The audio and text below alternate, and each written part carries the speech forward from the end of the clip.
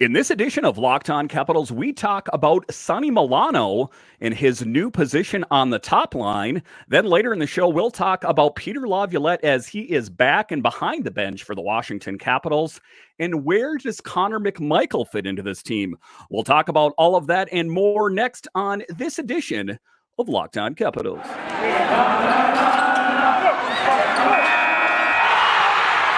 Your Locked On Capitals, your daily podcast on the Washington Capitals. Part of the Locked On Podcast Network, your team every day.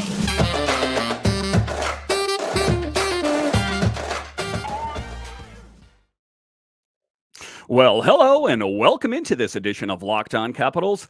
I'm so glad you decided to join me today. As always, this podcast is free and available on all the major platforms, and I want to thank you for making this your first listen or view of the day. Yes, this podcast is also available in video form, so head on over to YouTube and check it out. And when you're on YouTube, make sure and hit that subscribe button. And if you like the videos, give it a thumbs up. It really helps grow the channel. My name is Dan Holme. You can find me on Twitter. It's at DanCaps218. You can find the show on Twitter. It's at Locked On Caps. So in this edition of Locked On Capitals, we are joined by Michael Marzzacco. Michael, it's been a long time since you've been on the show, or since last summer. How are you doing? I'm pretty good. How about you? I'm doing all right. I wish I could say the same thing for the Capitals here, but just let's get it going here. Sonny Milano on the top line, a bit of a promotion for him. He'll be playing with Ovechkin and Kuznetsov. What are your thoughts on that? I think he deserves that spot. He had a great game on Friday night, and the effort on Friday was a whole lot better than Sunday. Sunday, they just came out flat. I was a big fan of the Sonny Milano signing, which was about a month ago, and it definitely came in handy as injuries piled up. Of course, you don't want to see the injuries, but having a guy like Milano, he's a spark plug, and he's exactly what the Capitals needed. And that afro is pretty cool, too. Yeah, he's got kind of that whole different look going on out there. So Sonny Milano is one of those guys. It's a name that I've heard around for some time. I know that he got released from that PTO with the Flames, and then last year he was with the Ducks playing with Zegras.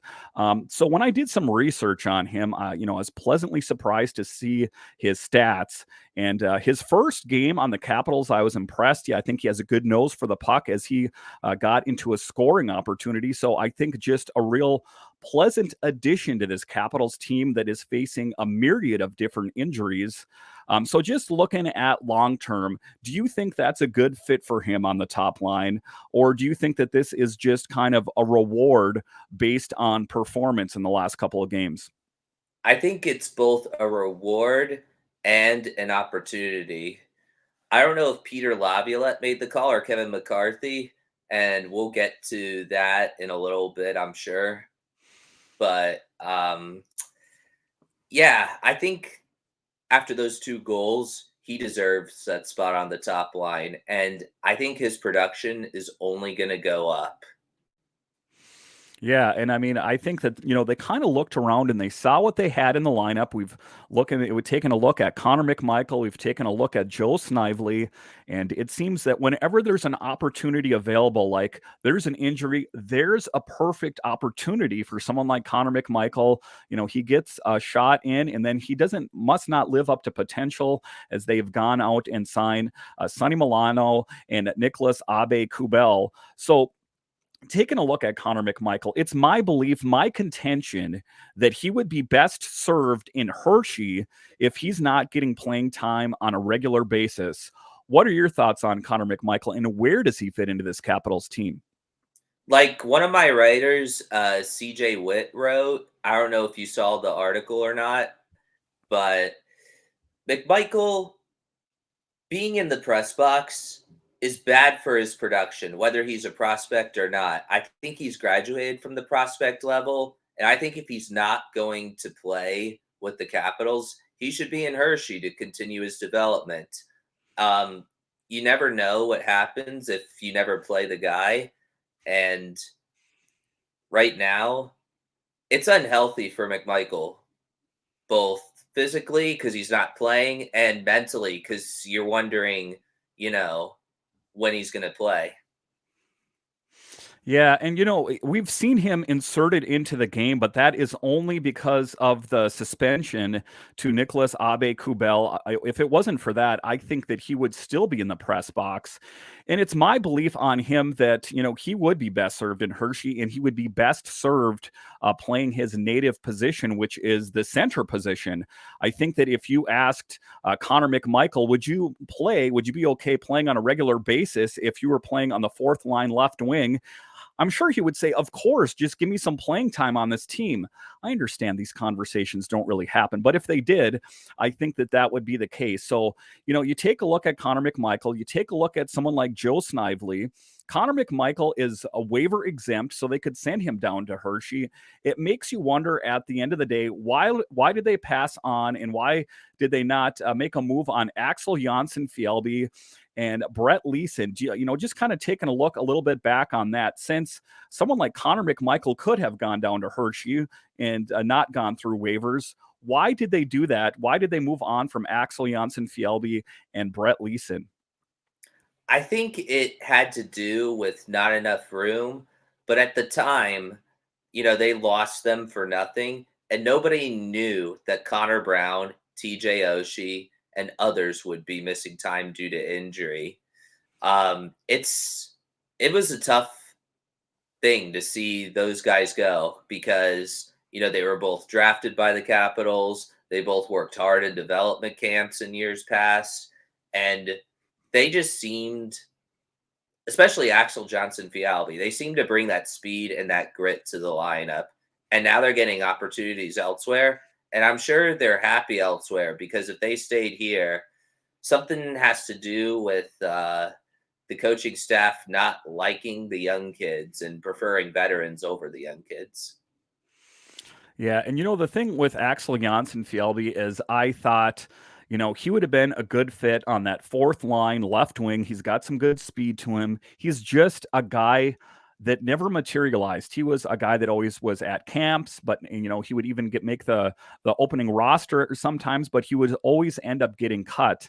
So kind of just, I'm looking at Fjällby as the player, not as necessarily, that he was on the Capitals. I'm glad that he finally was able to find an opportunity in the NHL. If it wasn't with the Capitals, I'm glad that he was finally able to find a spot somewhere in the NHL. And in this case, he is playing on the Winnipeg Jets, if memory serves. So good on him for finding that opportunity. He is that guy that has a lot of wheels, some good speed. It was one of the funny things where we lost him and then we got him back. So in any case, I'm glad that he was able to get his opportunity. All right. So after the break here, we are going to talk about that myriad of injuries on this Capitals team. We'll talk about the latest from Dmitry Orlov. We'll talk about that next.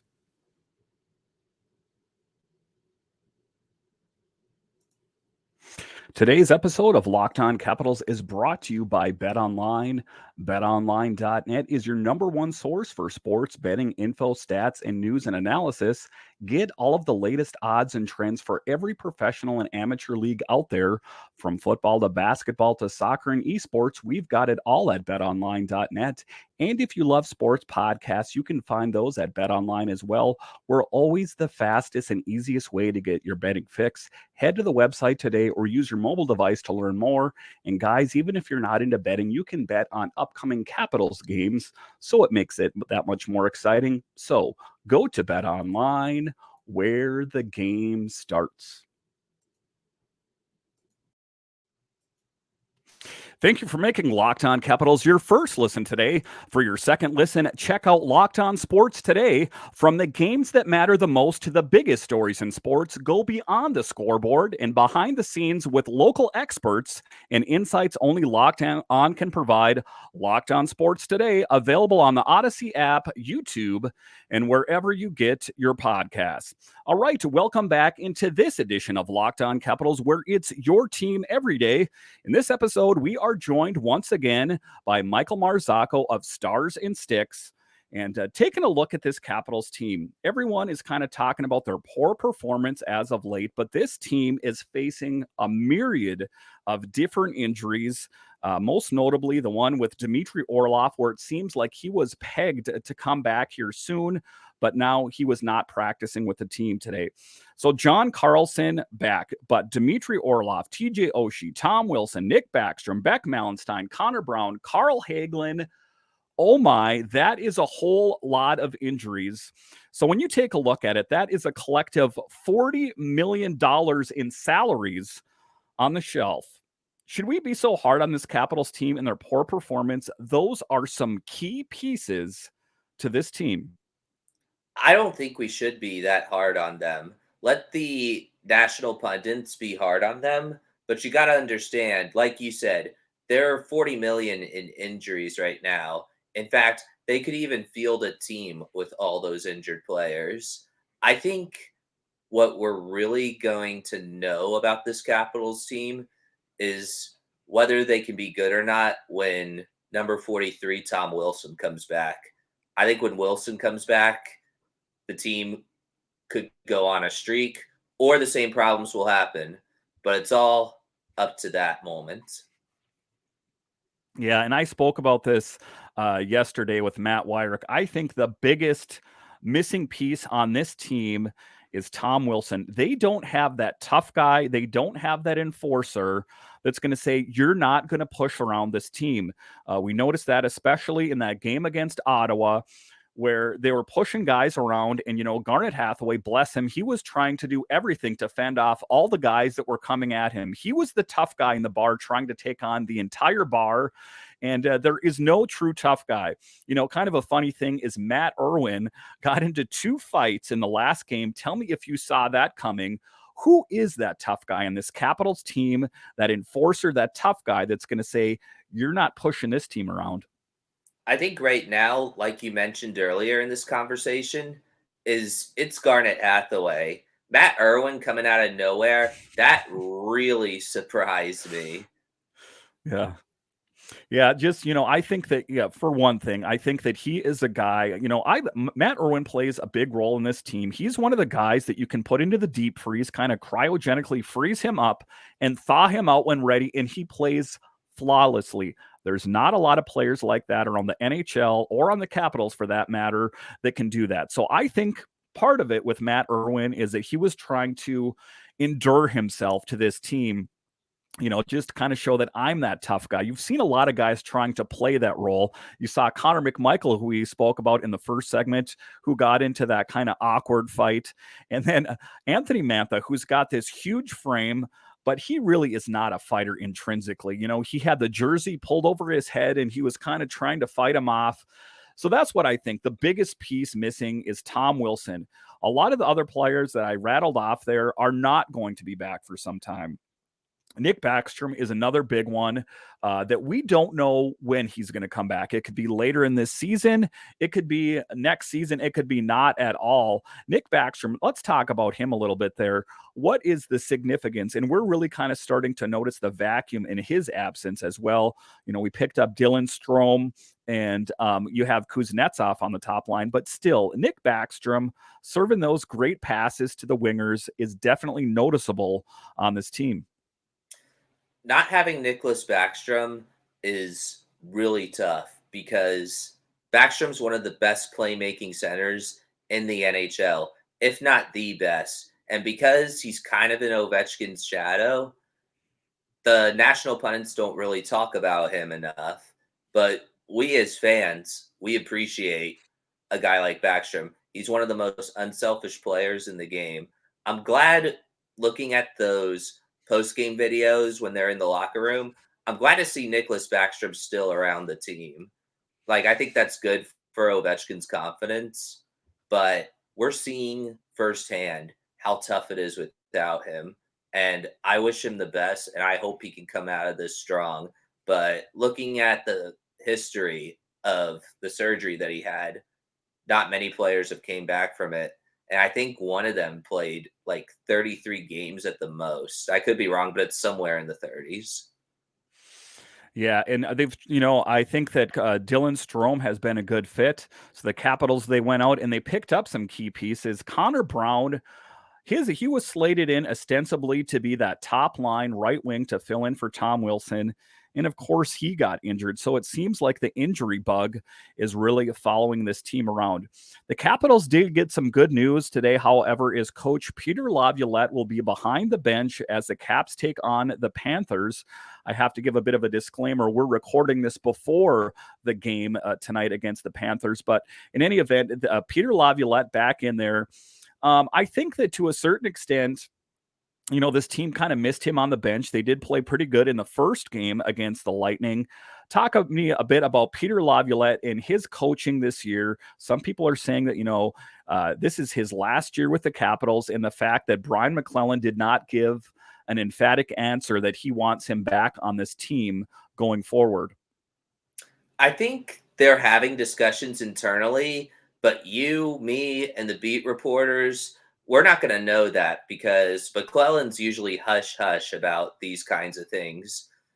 Laviolette is one of those guys that brings discipline to a team.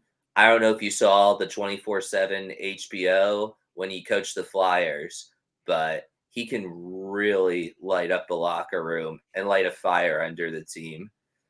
I know a lot of people on Caps Twitter say that he doesn't like the young guys like Connor McMichael, but I still think Laviolette's the guy to get the job done if, Barry Trotz is never going to come back. But it's scary right now if you're Laviolette because it's that third year and you're kind of in that lame duck season. Yeah, it seems like the Capitals and Peter Laviolette are not in the green banana business. They want a winner today. They don't want that future star on this team. I talked about this in the podcast before that Martin Faravari is the first player in some time to work up through the system and have a consistent role on this team night after night. I guess the last one that comes to mind is Tom Wilson. And then before that, Braden Holtby. What is it about this team that they are so reluctant to go with younger players? You take a look at different teams around the league and they're stocked with young players. I know it's a bit of a risky move, and everything that I've heard, Tarek El-Bashir always mentions that there were certain promises made to Alex Ovechkin that he's going to play on a winning team. But why is this team so reluctant to go younger? I think it's because they're afraid to try out the youth. All these other teams in the Metropolitan Division, they don't really have anything to lose because some of them have done quick retools. But teams like the Capitals and the Penguins, the pressure's on them. The pressure's on Crosby. The pressure's on Ovechkin to get the job done before they retire. And I don't know, for some reason, they want to have a retirement home team instead of an infusion of youth. Yeah, I don't know. I guess that's their prerogative to do. Like you talked about the Penguins, both teams that are aging, and you're starting to see some of the cracks on these teams kind of manifest a little bit. But there are exceptions to the rule, however. Take a look at the Boston Bruins, who are a bit of an older team as well. They are still playing lights out. All right, so after the break here, we will talk about the netminding tandem for the Washington Capitals. Yes, the one saving grace of this team so far. We'll talk about that next.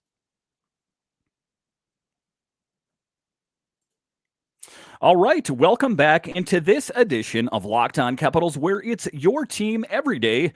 In this edition, I am joined once again by Michael Marzzacco of Stars and Sticks. So one of the greatest inconsistencies last year was the netminding situation. Capitals went out and addressed that situation by picking up Darcy Kuemper and Charlie Lindgren, but now the rest of the team has been inconsistent. You take a look at Darcy Kuemper, he got pulled early from the last game, but it was primarily just because for a momentum change. But talk to me a little bit about the pleasant surprise, I guess, to a certain extent, at how well Darcy Kuemper and Charlie Lindgren have played thus far. They're way better than Vitek Vanacek and Ilya Samsonov, who have given both of us headaches the last 2 seasons. Kuemper, he hasn't been perfect, but he also has a much more challenging schedule and much more challenging opponents than he did with the Avalanche. And so far, he's treading water and his head's above the water, which is good. And Lindgren, undefeated with the Blues last year, he's been a pleasant surprise and a really good backup. I did not see that signing coming. And when they signed him, I was thinking to myself, this could be an elite tandem. And if the Capitals were fully healthy, we could be talking about them leading the Metropolitan Division or being second at best. Yeah, and you take to your point there, I was familiar with Darcy Kuemper, of course. He won the Stanley Cup last year with the Avalanche, and then he has a pretty good history. I remember him playing for the Wild. He's been around the league, but, a pretty good goalie. But last year was his kind of breakout season. Charlie Lindgren, a bit more of an unknown commodity. He had a brief stint with the Blues and then played lights out for the Thunderbirds, their AHL affiliate. But just some good moves by Brian McClellan and company, as they had a good nose for that. If that was one statement, was that we had enough with this netminding tandem. Some people thought they were going to bring back Samsonov or Vanacek. He said, no, I don't want any part of any of that. So now the Capitals, like we talked about in the first segment, they have to get healthy, and then we can truly assess what this team has in the tank. Because as of right now, when you take a look at all the injuries on this team, it's really kind of hard to gauge who they are. In the last episode, I talked about what is the identity of this team. It's hard to know what the identity is when you have all these kind of plug and play players in there. What is the identity of this team anyway? The identity is the unknown, because it's a scary time. They're not consistent with the winning, and sometimes I have fears that they could miss the playoffs altogether. And it's not largely their fault. It's mostly the injuries or the hockey gods hating them, as they say. But I think that identity is still the unknown, which seems like no answer, but it also seems like that should be the name of it. Yeah, I mean, I think that's it too. And, the one thing I don't want to have happen is the Capitals have Ovechkin under contract for 4 more years. I don't want them to squander these years trying to piecemeal together these players to try to get a winning team. I don't think it's going to be a tear it down to the studs anytime before Ovechkin retires. But you got to think that if this Capitals team, faces another first round exit, or God forbid, they don't make it to the playoffs at all, you got to expect some changes coming. Would you say that? Yes, 100%. There will definitely be changes if they have another first round exit or miss the playoffs altogether. I feel like at that point they would have no choice. I don't think it would be a fire sale, but it would be an intense retool. Yeah, and I think that that's pretty much the only thing that you can do, because what is the definition of insanity is doing the same thing again and again and again and expecting a different result. All right, Michael, before I let you go here, why don't you tell everyone about Stars and Sticks and where can we find your work? So Stars and Sticks is a Washington Capitals blog over on the Fansided Network. Fansided is a blog network that has, sites for every team, sites for popular TV shows, and the like. And me and my team of writers, we're always putting out Caps content, and we're all over the place. I got one writer in NorCal. I got 2 from Canada. I got 1 from New Hampshire. And I'm the one from the DC area. You can follow us on Twitter at stars_and_sticks. And you can follow my personal account at Marzzacco, where I don't just tweet about the Caps. I tweet about all DC sports, the Caps, the Wizards, the Nats, and the Commanders. And shout out to the Commanders for winning last night. Yeah, so it's great to have you on the show. Just some great insight on the Capitals, and we hope to have you back on the show again soon. Thank you for making Locked On Capitals your first listen. For your next listen, check out the Locked On Sports Today podcast. Catch the biggest stories of the day in sports, plus get instant reactions, big game recaps, and the take of the day. Locked On Sports Today, available on the Odyssey app, YouTube, and wherever you get your podcasts. So once again, thank you for joining me on this edition of Locked On Capitals, where it's your team every day. My name is Dan Holme, and I'll talk to you again next time.